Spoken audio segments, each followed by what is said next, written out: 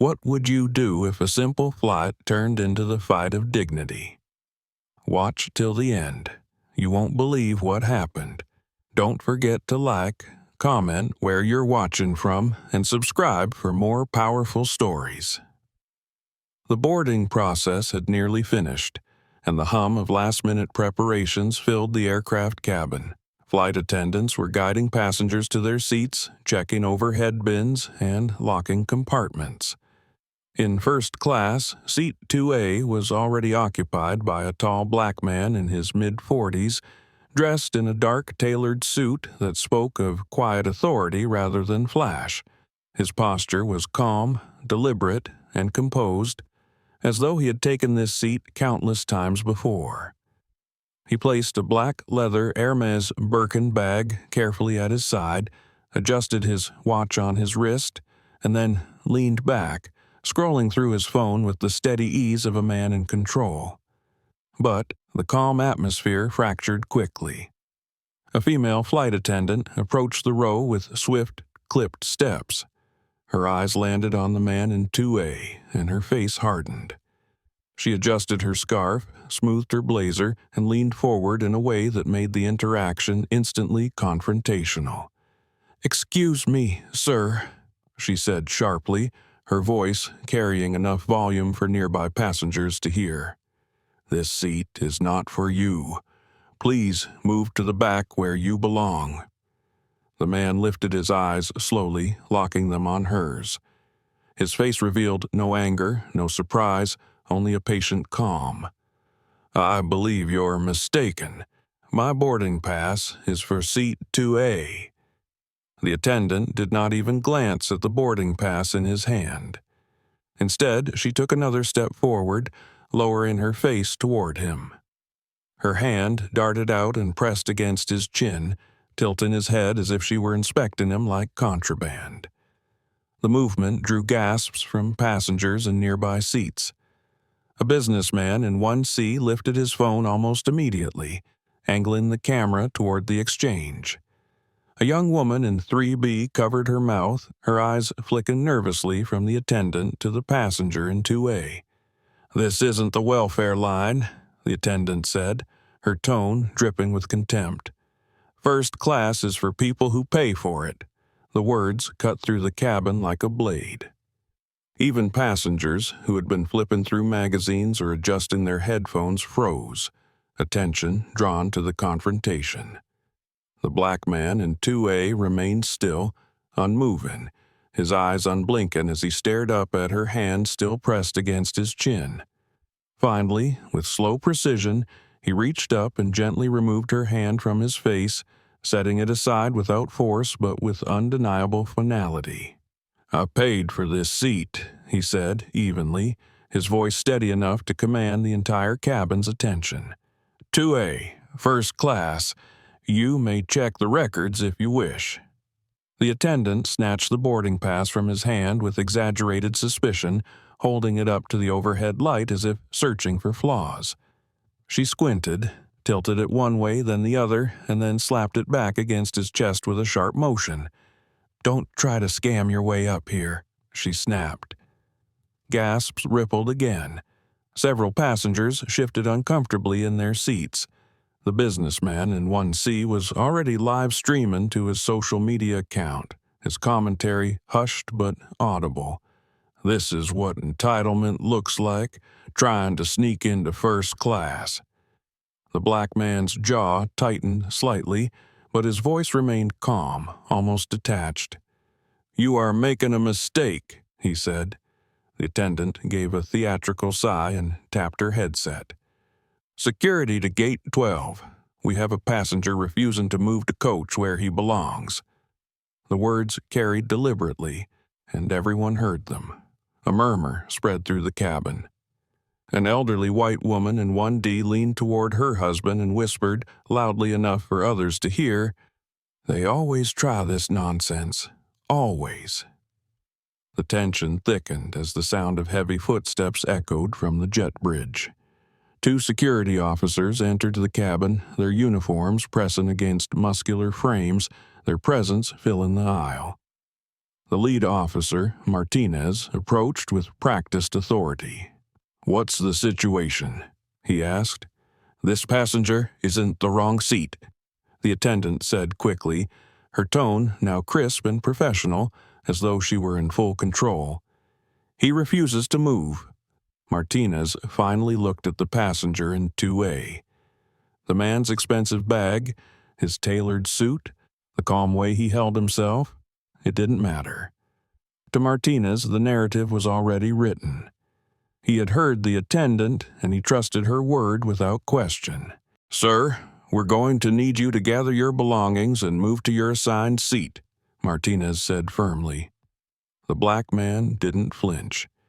He set his phone down slowly on the tray table, screen face down, then folded his hands neatly on top of it. His gaze moved from the officer to the attendant and back again. "I have already told you," he said in the same steady voice. "This is my assigned seat." The attendant folded her arms and smirked. "Oh, he's good at this, calm, collected. He probably rehearsed it, but not today." Her voice was laced with disdain, meant for the cameras, meant for the passengers recording every second. The cabin fell into divided silence. Some passengers nodded along with the attendant, convinced by the authority of her uniform and her tone. Others shifted uneasily, beginning to recognize that something wasn't right. One passenger, a middle-aged black man seated in 4C, finally spoke up. "Excuse me," he said loudly, his voice carrying over the murmur. "I saw his boarding pass. It clearly said 2A. He's not lying." Martinez turned sharply. "Sir, please remain seated. This does not concern you." "It concerns all of us," the man in 4C shot back. "What you're doing is wrong." The words hung in the air, dangerous and heavy. The attendant's face hardened. She leaned down again, practically nose to nose with the man in 2A. "Sir, you can either walk off this plane or you can be dragged off. Your choice." Still, the man did not move. His hands remained folded. His posture was a wall of unshakable composure. "I am not leaving this seat," he said softly. "And I am warning you one last time. You are making a mistake you cannot undo." Martinez's hand hovered near his radio. The tension reached a breaking point. Several passengers were openly filming, their screens glowing in the dimmed cabin light. The businessman in 1C whispered into his live stream, "They're about to drag him off. Watch this."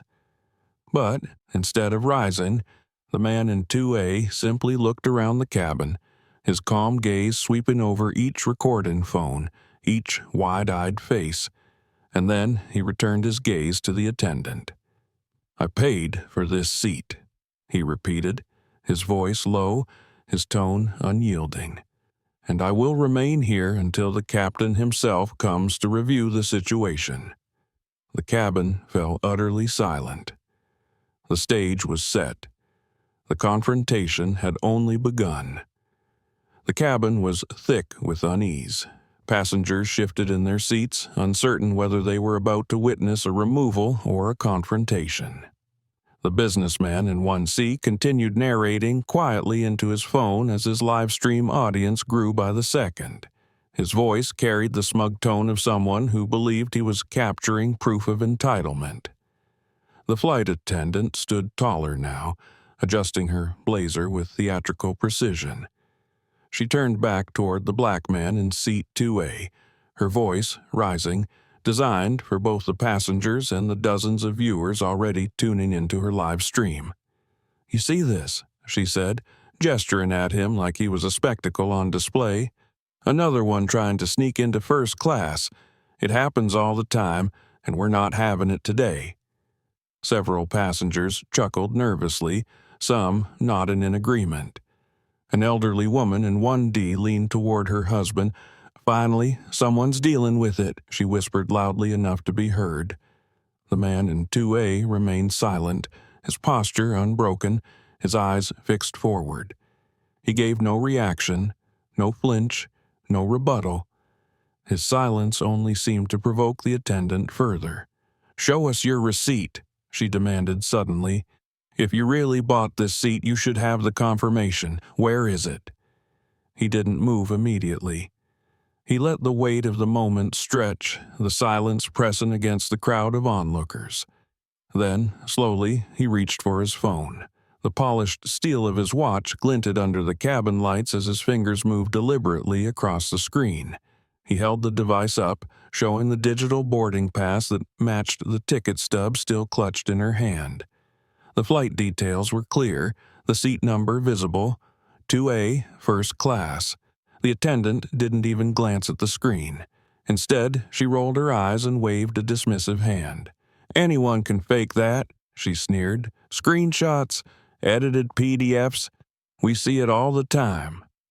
The businessman in 1C leaned closer to his camera, whispering with satisfaction. "See? She knows. People are getting smarter with scams, but these crews are trained to spot 'em." But not everyone was convinced. The young Latina woman in 3B furrowed her brow, her body tense with conflict. She had seen the boarding pass when the man first sat down. She knew it was real. Yet the atmosphere around her was suffocating, the unspoken warning that speaking up would make her a target too. She gripped her armrest tightly and looked down at her lap, biting her lip in silence. The attendant snatched the man's phone without asking, holding it high for the audience of her live stream. "See this? Classic fake. Probably downloaded from Google Images." She laughed, shaking her head. "Sir, you're wasting everyone's time. The rest of us paid for these seats." The smirk on her lips was cruel, but it was calculated. She was feeding her live audience, knowing that each jab, each humiliating remark was content. Her viewer count ticked upward on the corner of her screen, 75, then 100, then 150. Comments streamed in. "Drag him off. Another faker caught. She's a queen. Don't let him scam you." The man in 2A retrieved his phone calmly when she finally tossed it back onto his tray table.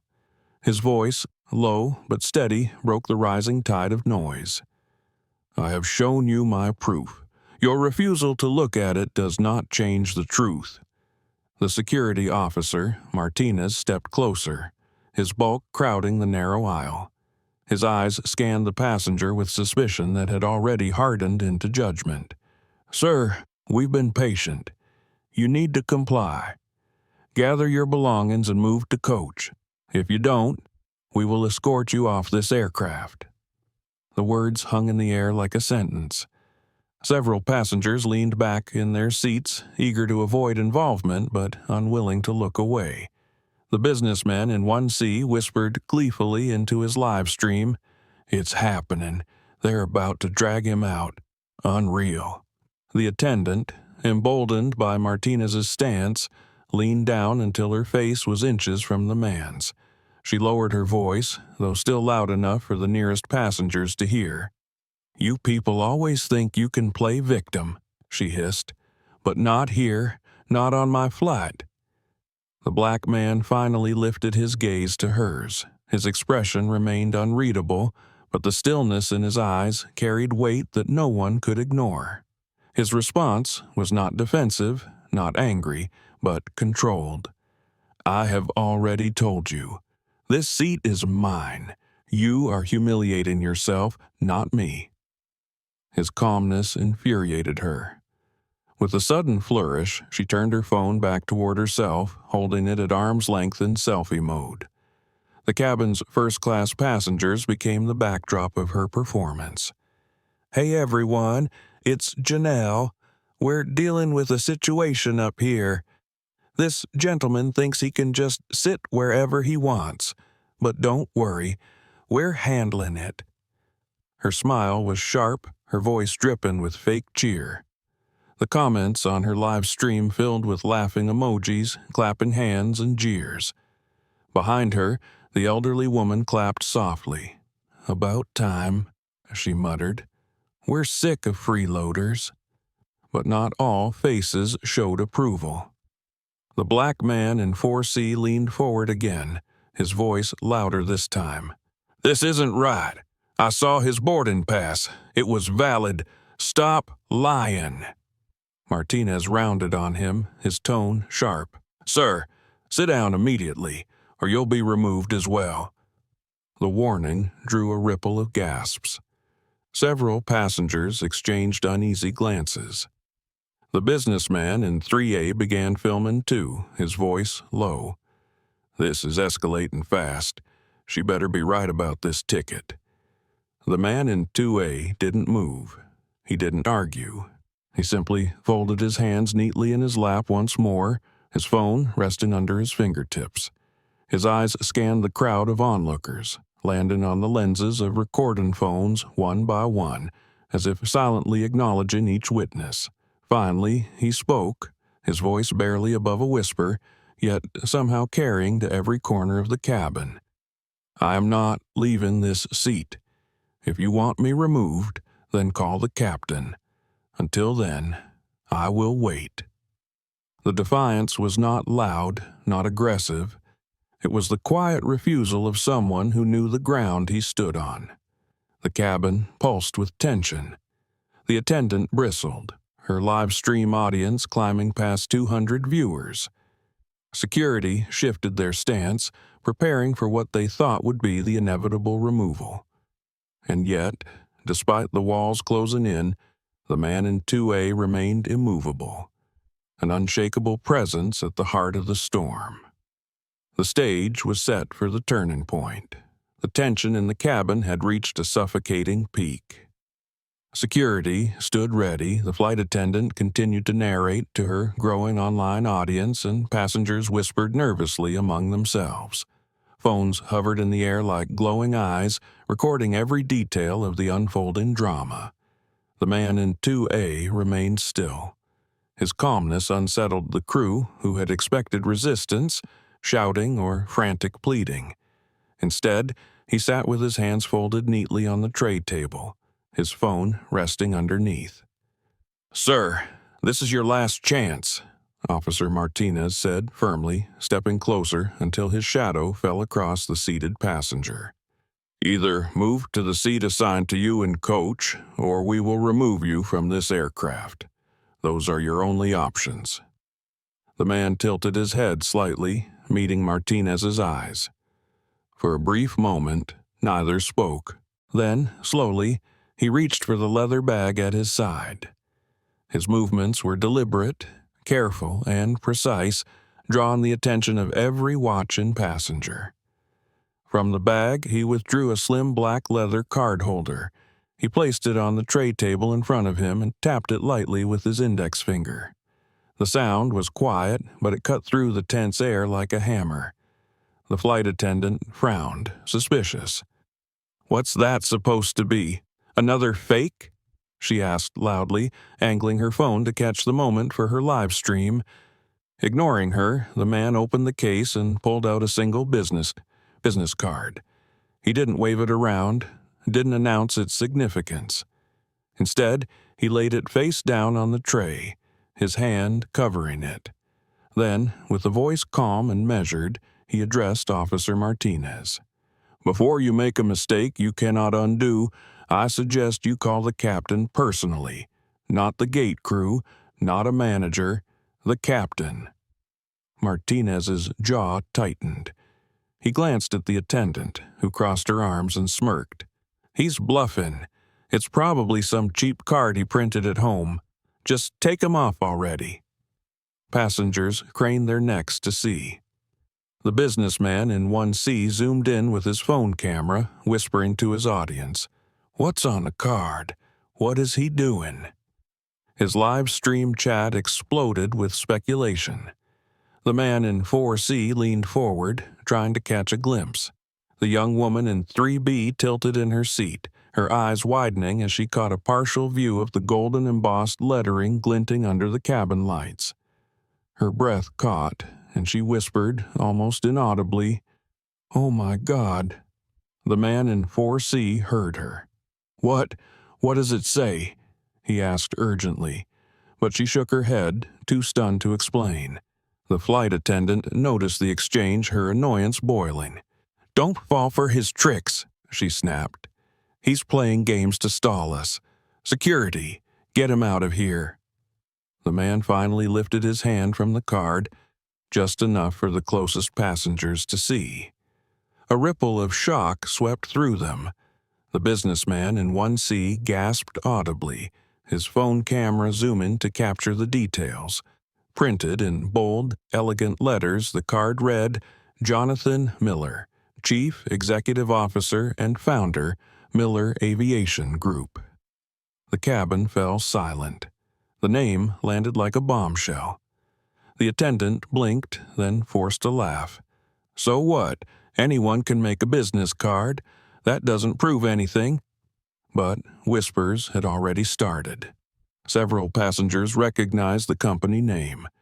Miller Aviation Group was not a small business. It was one of the largest aircraft leasing corporations in the country, controlling billions in aviation assets.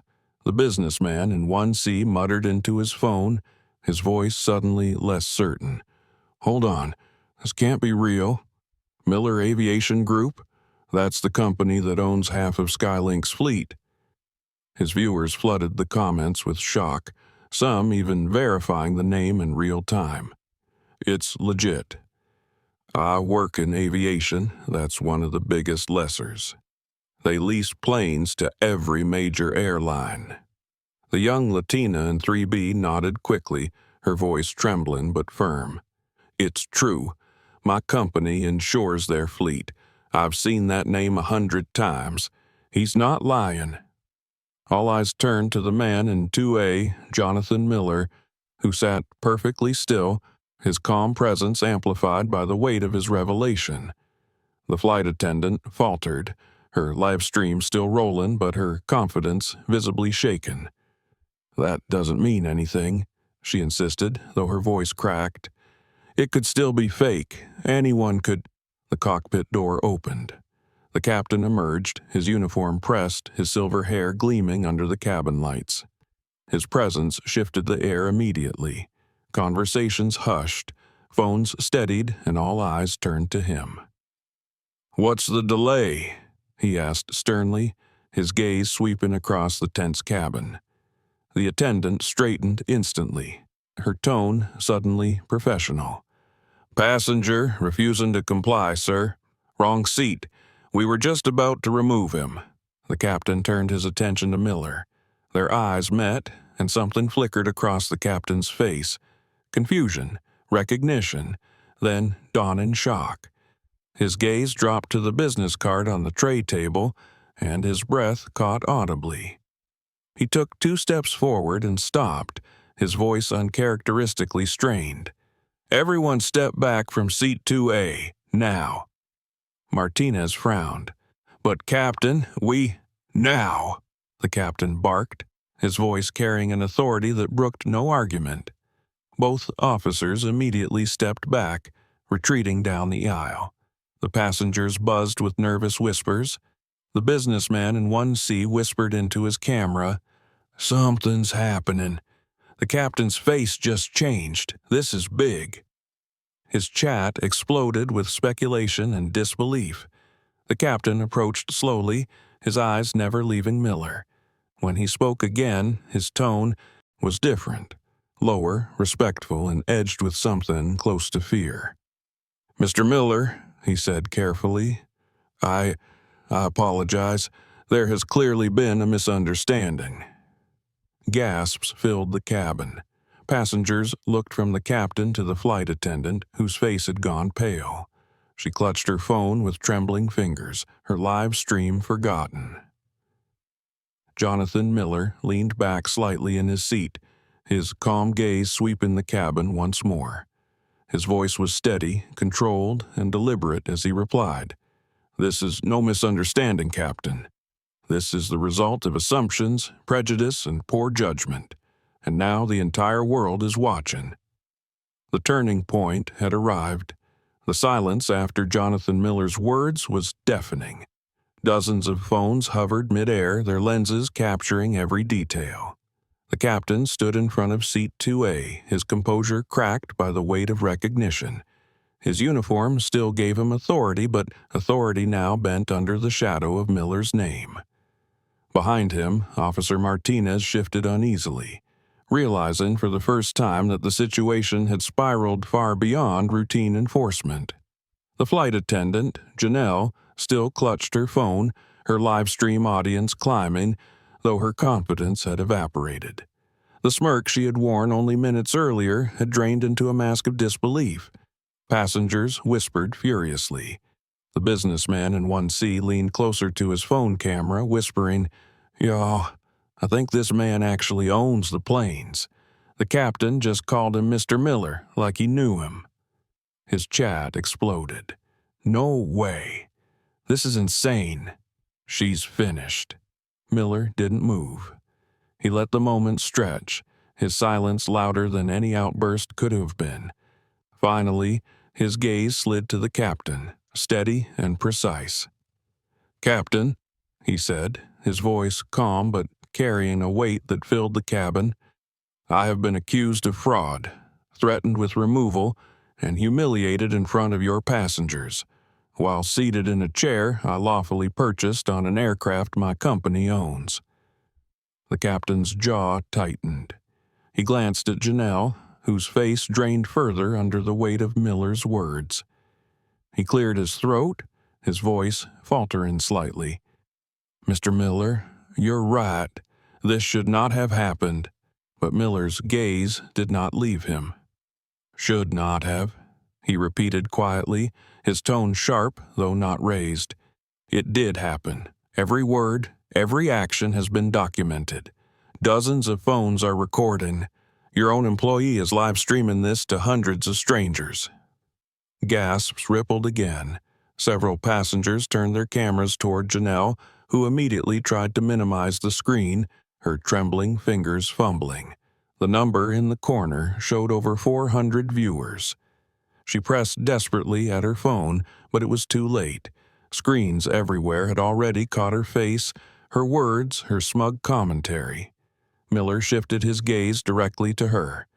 "You accused me without evidence. You dismissed my documentation. You mocked me. And now your words exist permanently on the internet." Janelle's lips parted, but no words came out. Her earlier bravado was gone, replaced by panic. I was just following procedure," she stammered weakly. Miller's reply was sharp, deliberate. "Procedure does not include prejudice. Procedure does not include slander. And it certainly does not include turning passengers into entertainment for your personal audience." The weight of his words silenced the cabin. Even Martinez, who had been ready moments earlier to drag Miller off the plane, now looked down, unable to meet his eyes. From behind, the black man in 4C spoke again, louder this time. "He's right. I saw everything. She never even checked properly. She just assumed he didn't belong here."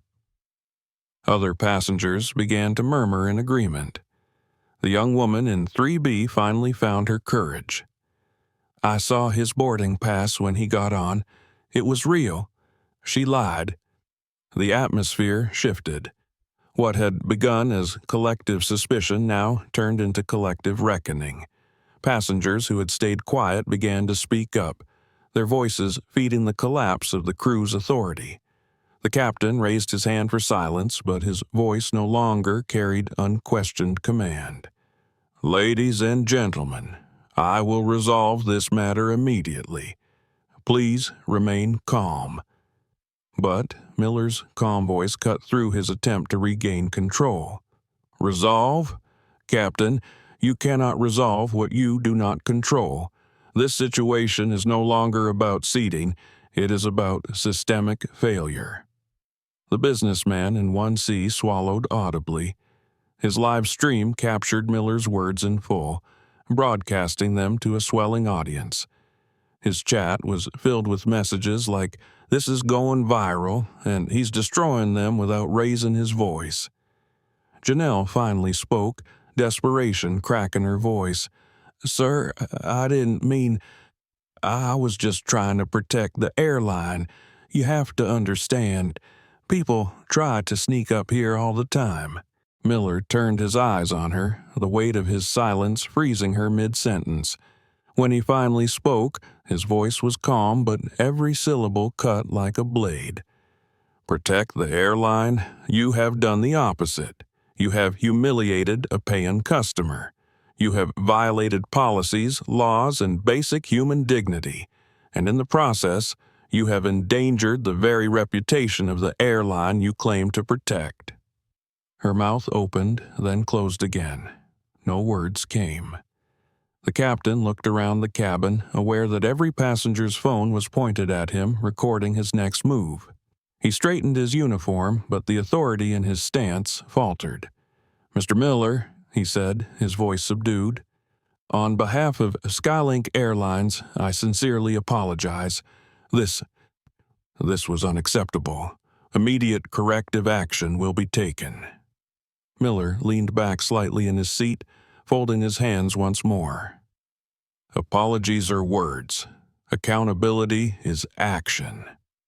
The passengers nodded, murmurs of agreement rising from every direction. The balance of power had shifted completely. The crew no longer dictated the narrative.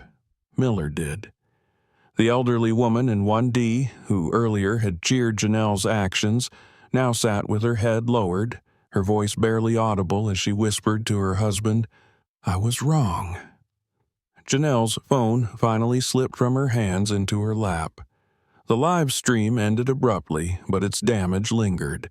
Miller had dismantled her authority not with anger, but with undeniable truth.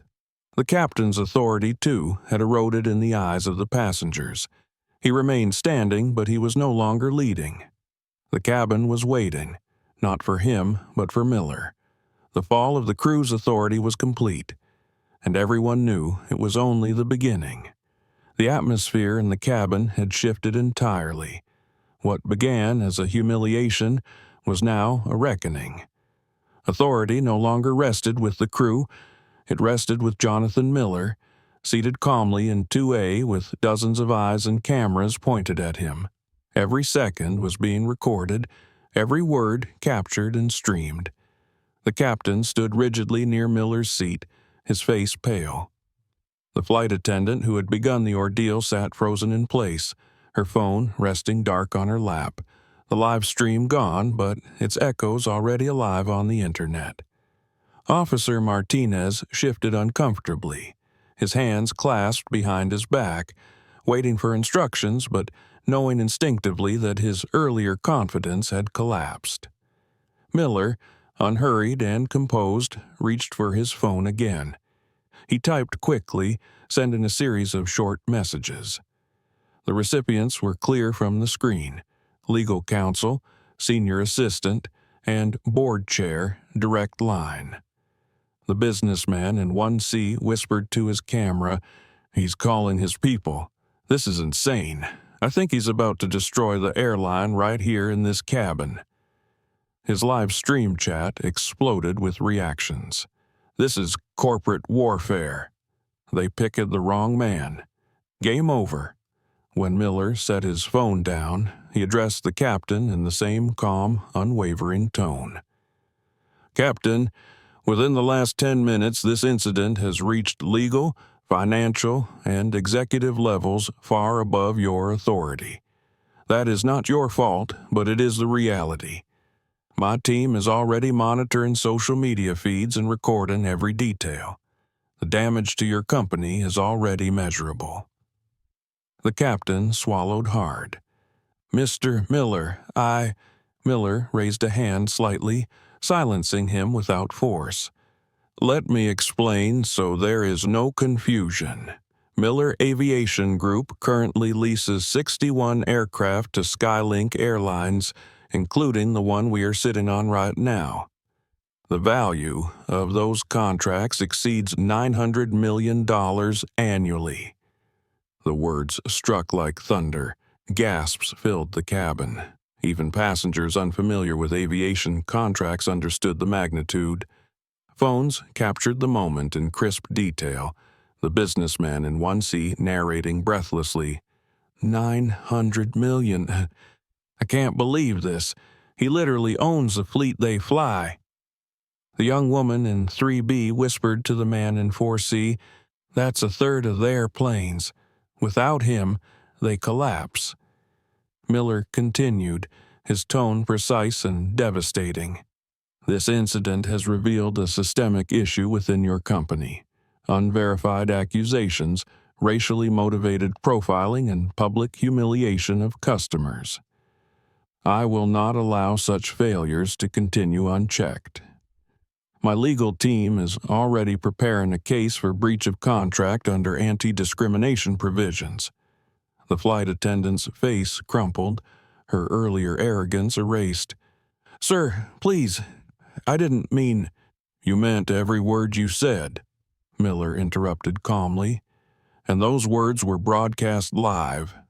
They are now evidence. The captain tried again, his voice trembling. Mr. Miller, what actions do you intend to take? Miller looked directly at him, his expression unreadable. Actions that are already in motion. The board of Miller Aviation is aware. Our contracts with Skylink Airlines include immediate termination clauses for discriminatory practices. If exercised, your company would lose access to over 30% of its operational fleet within 90 days. The cabin went silent. Even the hum of the engine seemed muted against the weight of those words. The businessman in 3A lowered his phone, whispering, "That would bankrupt them." Miller nodded slightly, as though confirming the unspoken thought. Yes. Without these aircraft, your airline cannot function at scale. Routes would be canceled, revenue streams would collapse, shareholders would revolt. This is not speculation. This is contractual reality. The elderly woman in 1D, who had earlier muttered insults, now buried her face in her hands. Passengers stared at her with quiet judgment. Miller shifted his attention back to the captain. But I am not unreasonable. This does not have to end in collapse.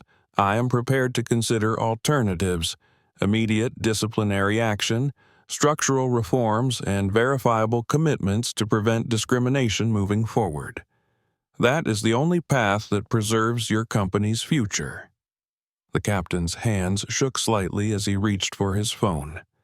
I need to contact regional management.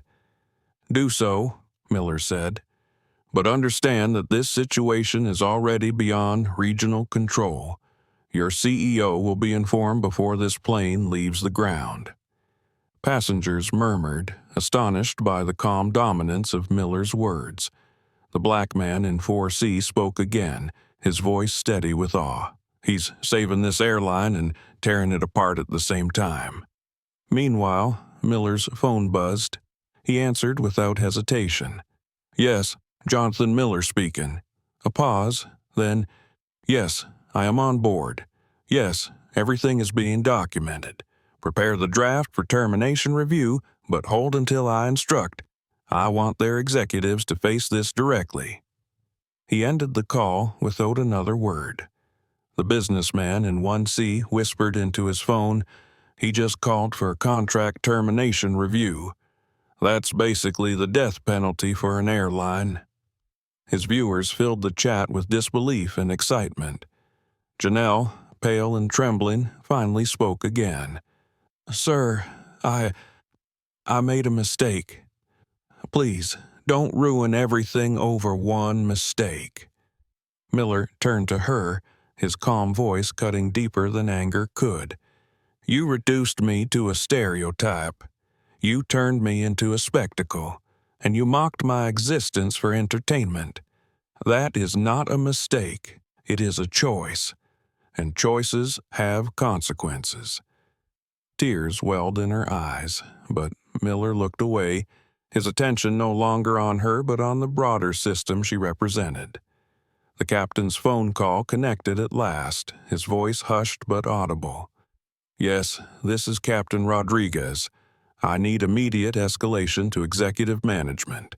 We have Jonathan Miller of Miller Aviation on board, and there has been a serious incident. Yes, discrimination. Yes, it's all recorded." His face grew paler with each passing second. Passengers leaned back, stunned. What had begun as a petty act of humiliation had transformed into a corporate crisis on a scale few had ever witnessed firsthand. Miller picked up his phone once more, scrolling briefly before showing the captain the screen. In the last 15 minutes, Hasher Skylink discrimination has trended across 3 major social platforms. There are already over 4,000 mentions. Financial analysts are beginning to comment. Your stock has dropped 1.6% in the last 10 minutes. That represents a market loss of over $50 million. The captain's breath caught. Miller's voice softened slightly, but its weight did not lessen. This is not just about me. This is about every passenger who has been silenced, dismissed, or humiliated because of assumptions. I have the power to destroy this company in a single decision. But what I want is not destruction. I want accountability. I want change. The passengers erupted in soft applause, hesitant at first, then louder. Even those who had stayed silent now found their voices, clapping in agreement, their phones capturing every moment. Janelle lowered her head into her hands. Officer Martinez stepped back further, visibly shaken by how close he had come to escalating the situation. Jonathan Miller sat back in seat 2A, his composure unbroken. He had turned humiliation into power, and power into leverage. The consequences for the company were no longer hypothetical. They were unfolding in real time. And the choice facing Skylink Airlines was stark: reform or collapse. The cabin of the flight SK-247 no longer belonged to the crew. It belonged to Jonathan Miller. Every eye, every phone, every whispered breath was fixed on him. What began as an insult had grown into a reckoning that extended far beyond the walls of the aircraft. The captain remained near the cockpit door, phone still pressed to his ear as he spoke with executive leadership. His voice was subdued, his posture stiff, but his words betrayed the panic flooding through corporate offices hundreds of miles away. Yes, he's still on board. Yes, it's all recorded. He's demanding structural reforms. No, this isn't negotiable. Passengers leaned in to catch fragments of the conversation. The businessman in 1C narrated softly into his phone, his live stream now reaching thousands. They're talking to the airline's executives right now. He's got them cornered. I've never seen anything like this. Jonathan Miller sat calmly in 2A, hands folded, eyes steady. The gold lettering of his business card still rested on the tray table, glowing under the cabin lights like a symbol of authority. He let the captain finish his call before speaking, his voice cutting through the heavy silence. "Captain, what did they say?" Rodriguez lowered his phone, his voice tense but respectful. "Mr. Miller, regional management has already escalated this to the CEO's office. They are prepared to meet every demand for immediate disciplinary action and long-term reforms. They've asked me to convey their sincerest apology." Miller gave a single nod. "Words again. What about actions?" The captain cleared his throat. "Effective immediately. The flight attendant responsible is terminated. A system-wide order for mandatory bias training will be drafted within 48 hours. And—" He hesitated, glancing nervously around the cabin. "Executive leadership is requesting that you allow this flight to proceed while further resolutions are finalized." Passengers murmured, some nodding, some whispering in disbelief at how fast decisions were being made. The young woman in 3B whispered to the man in 4C, "He's rewriting policy at 30,000 feet. This is history." Miller leaned back, his voice measured. I don't care about one employee, I care about systems. If Skylink Airlines wishes to continue leasing my aircraft, they will implement reforms with transparency and accountability. That means quarterly diversity metrics, a real-time reporting app for discrimination incidents, and executive oversight on every verified complaint. The captain's face tightened. They've agreed in principle. They'll confirm in writing before we land. The businessman in 1C whispered into his phone, He's dictating corporate policy in real time. This is unreal. He's not just a CEO, he's the airline's lifeline. His chat scrolled too fast to read, filled with exclamations of shock and awe. Miller's phone buzzed again. He answered immediately, his tone calm. Yes, Jonathan Miller. Good. I've seen the draft. Strengthen the reporting clauses. Add termination provisions for repeat offenders. I want confirmation before landing. Yes, I'll review it personally. He ended the call, then turned his attention back to the passengers. Ladies and gentlemen, he said, rising slightly in his seat so his voice carried clearly, I want to thank you for witnessing this. What you've seen today is not just about me. It's about every passenger who has ever been treated as if they didn't belong, who didn't have the power to push back. I had the resources, others do not. This is why change is necessary. The cabin erupted in applause, not hesitant this time, but strong, unified. Even those who had remained silent earlier now clapped openly. The elderly woman in 1D, tears on her cheeks, called out, I was wrong. I judged you before I knew anything. I promise I'll do better. Miller inclined his head toward her, his expression unchanged but his words soft. Acknowledgement is the first step. Accountability is the second. That is how progress is made. Officer Martinez stepped forward hesitantly. His earlier confidence was gone, replaced by humility. Mr. Miller, he said quietly, I apologize for the role I played. I should have questioned the situation more carefully. I should have asked for verification before acting. Miller regarded him for a long moment. Then he nodded. You were following instructions, but the system failed you as much as it failed me. If the system improves, so will your ability to act fairly. Passengers murmured in agreement. Phones caught the moment, broadcasting it to audiences, who were already shaping the narrative online. Skylink discrimination continued to trend, the numbers climbing by the minute. The captain finally addressed the cabin over the PA system, his voice carrying both humility and gravity. Ladies and gentlemen, I want to apologize personally for the incident you have witnessed. Skylink Airlines has failed today, but thanks to Mr. Miller's intervention, changes are already being implemented to ensure this never happens again. Thank you for your patience and thank you for holding us accountable. The applause rose again, stronger this time, filling the cabin with sound. The young Latina in 3B whispered into her phone during her own quiet live stream, This is bigger than a flight. This is about justice. This will change the industry. Miller settled back into his seat, the calm presence he had maintained from the beginning unbroken. He retrieved his business card from the tray, slipped it back into the leather holder, and placed it neatly in his jacket pocket. The plane began to taxi at last, 25 minutes past schedule, but carrying with it something far greater than passengers bound for their destinations. It carried the weight of reform, the promise of accountability, and the undeniable proof that one man's composure could shake an entire industry. As the engines roared and the aircraft lifted off the runway, Miller closed his eyes briefly, the faintest trace of a smile at the corner of his mouth. Not triumph for himself, but for the change he had forced into motion. Months later, the reforms he demanded became reality.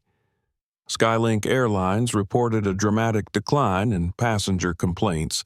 The real-time reporting app processed hundreds of cases with rapid executive responses, and diversity metrics became a cornerstone of their operations.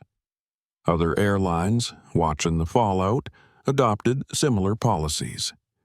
Industry journals labeled it the Miller Protocol. Janelle, disgraced and unemployed, faced the consequences of her actions publicly. Yet, even she admitted in an interview months later, he could have destroyed me completely. Instead, he chose to fix the system. That taught me more than punishment ever could.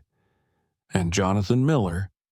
He established a foundation dedicated to protecting travelers from discrimination, funding legal aid and advocacy across the industry. His quiet strength had become more than a shield. It had become a catalyst. The story of Flight SK-247 was told and retold, not as an anecdote of humiliation, but as the day an industry was forced to confront its prejudice. A day when dignity prevailed over insult, when composure triumphed over cruelty, when one man's refusal to bend rewrote the rules of the skies. In the end, Jonathan Miller did not raise his voice. He did not strike back with anger. He raised the standard, and the world rose with him. Every story can change the world if it's told. Share this video, drop your thoughts in the comments, and subscribe for more untold stories that inspire strength and justice.